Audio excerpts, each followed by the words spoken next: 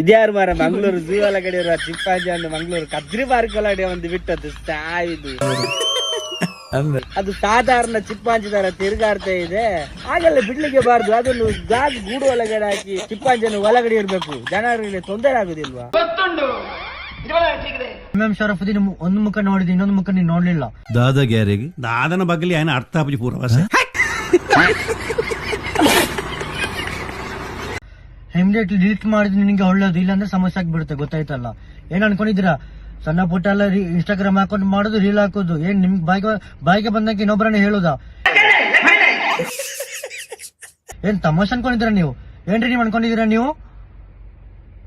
Immediately delete ಮಾಡ್ಬೇಕು, ಇಲ್ಲಾಂದ್ರೆ ಪರಿಣಾಮ ಸರಿ ಇರಲ್ಲ. ಗೊತ್ತಾಯ್ತಲ್ಲ ಅಭಿರಾಜ್?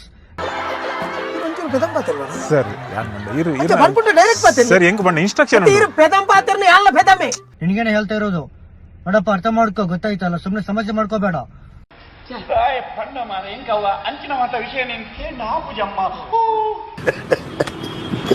ಮ್ಯಾಮ್ ಶರಫುದ್ದೀನ್ ಅವರೇ, ನೀವು ಏನ್ ಮಾತಾಡ್ತಿದ್ದೀರಾ? ನಿಮಗೆ ಸಾಧಾರಣ ಜನರಾಗಿ ನೋಡಿ ನೋಡಿ ಸಾಕಾಯ್ತಿರಿ. ಅಂದೆ ಸ್ವಲ್ಪ ಹೊತ್ತು ನೀವು ಪುತ್ತೂರು ಬಸ್ ಸ್ಟ್ಯಾಂಡ್ ಅಲ್ಲಿ ಉಂಟಲ್ಲ, ಕಾಲಿಗೆ ಹಾಕುವ ಚೆರ್ಪನ್ನು ಉಂಟಲ್ಲ, ತಲೆ ಮೇಲೆ ಇಟ್ಕೊಂಡು ನಡಿಬೇಕು. ಪ್ಯಾಂಟ್ ಒಳಗಡೆ ಹಾಕುವ ಚಡ್ಡಿಯನ್ನು ಉಂಟಲ್ಲ, ಪ್ಯಾಂಟ್ ಮೇಲ್ಗಡೆ ಹಾಕಿ ನಡಿಬೇಕು. ಗೊತ್ತಾಯ್ತಾ? ನೋಡಿಯಪ್ಪ, ಅವನು ಏನೇನೋ ಹೇಳ್ತಾನಂತ, ಸ್ವಲ್ಪ ಲೈಕಿಗೆ ಫಾಲೋವರ್ಸ್ಗಳಿಗೆ ಕಮೆಂಟ್ ಬರ್ತದೆ, ಅವನು ಏನೋ ಬಾಯಿಗೆ ಬಂದಾಗೆ ಹೇಳ್ತಾನಂತ. ನಾನು ಅವನಿಗೆ ಏನೇನೋ ಬೈದ್ರೆ ಏನೇನೋ ಹೇಳಿದ್ರೆ ಏನ್ ಅರ್ಥ? ಈ ರೀತಿ ನೀವು ಕುಕ್ಕಬೇಕಾದ್ರೆ ಇದರ ಅರ್ಥ ಅಂತರಾರ್ಥ ಹೇಳಲಿಕ್ಕೆ ನನಗೆ ಏನೇನೋ ಹೇಳ್ಬೋದು, ಯಾರು ಕೊಡ್ಬೇಕಾಗಿಲ್ಲ. ಅವನಿಗಿಂತ ಜಾಸ್ತಿ ಮಾತಾಡ್ಲಿಕ್ಕೆ ಬೈಲಿಕ್ಕೆ ನನಗೆ ಗೊತ್ತಿದೆ. ಸಿಸಿ ಕ್ಯಾಮರಾ ಉಂಟು ತೋಜುನತ್ತ. ಇವನ್ ಏನು ವಿಡಿಯೋ ರಿಲೀಸ್ ಮಾಡಿದ್ದಾನೆ, ಅವನಿಗೆ ಬೇಕಾದ ರೀತಿಯಲ್ಲಿ, ಅದಕ್ಕೆ ಇವಾಗ ಕಾನೂನು ರೀತಿಯಲ್ಲಿ ಏನೇನು ಸ್ಟೇಟ್ಮೆಂಟ್ ತಗೊಳ್ಲಿಕ್ಕೆ ಆಗ್ತದೆ ನಾನು ತೆಕ್ಕೊಳ್ತೇನೆ. ನನಗೆ ಗೊತ್ತಿದೆ ಏನೇನು ಮಾಡಬೇಕು. ಕನ್ನಡ ತುಂಬಾಗ ತೂಲೆ ಬರ್ತೇನೆ, ಇನ್ನತ್ತನೆಲ್ಲೇ ಜ್ಞಾನಪೀಠ ಪ್ರಶಸ್ತಿ ತಿಕ್ಕೊಂಡು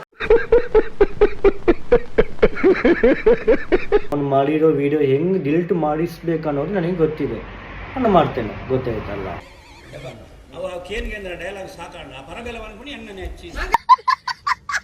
ಈ ವಿಷಯದಲ್ಲಿ ನನ್ನ ಅದೆಷ್ಟೋ ಅಭಿಮಾನಿಗಳು, ಸ್ನೇಹಿತರು ತುಂಬಾ ಕೋಪಗೊಂಡಿದ್ದಾರೆ, ರೇಸ್ ಆಗಿದ್ದಾರೆ. ಅಭಿಮಾನಿ ಯಾರು ನಿನ್ನಪ್ಪ? ನಿನ್ನ ಅಮ್ಮನೆಲ್ಲ ಬೋದು ಫನ್ ಯಾನೆಂತಲೇ ಗುಡ್ಪುಲ್ನೆಜ್ಜಿ